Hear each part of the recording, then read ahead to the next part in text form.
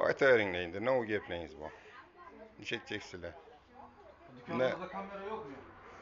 Bu ana. Kayıttan telefonu alıp tursiz, nesi bu? Bana samaza iştay gerek. İhtiyacı sotlaş kalsak, bir nesi olsa... Kameranı alınan, kalan joyunuza yuvaring. Bize yine prezidentni bir insanlık kararı boyunca tushuntirishga kelib turibdi. Bana gerekmiydi kamera. Ana özümü kameram.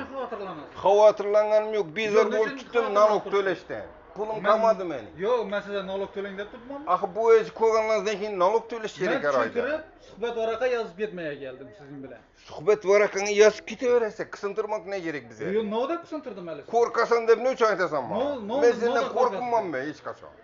Odam yaxshi qo'rqmasa. Odam yeb yursam ya. Qo'rqasan deysan bana. Men qo'rqasan deganim. Sen yaxshi muomala etsang, men o'zim qisqinman. Sening aynangman men. Sen qisintırdın, men ham qisinib boshladim sening destingni. Men niye işlettirdim? Meni yanımdan bu. Odam bu onunda ne? Odam bilan xalq bilan yaxshi gaplashing. Ne deb gaplash? Xalq bilan yaxshi gaplash. Qo'rqaverma deb gaplama. He. Qarang. Biz aynan Milliy gvardiyada xizmatlarimiz do'konlarni, obyektlarni qo'rqa olib, o'zimiz qo'rqlab beramiz. Shartnoma asosida. Agar siz yo'q, kerakmaydi desangiz, Yo'q deb evvelki safar aytdim axir. Shuni endi safar ne olga gerek? Bu prezidentning bir insonlik qarori endi chiqib turibdi. Prezident yo'q deyin. urib majburlab, uchun kelganmiz. prezident majburlab qo'ydani yo'q.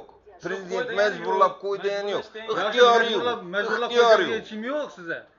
Shu narsani bir insonlik qaror bo'yicha tushuntirmaga keldik. Tushuringlar ana, bo'ldi. Evvelki safar ham tushundingiz.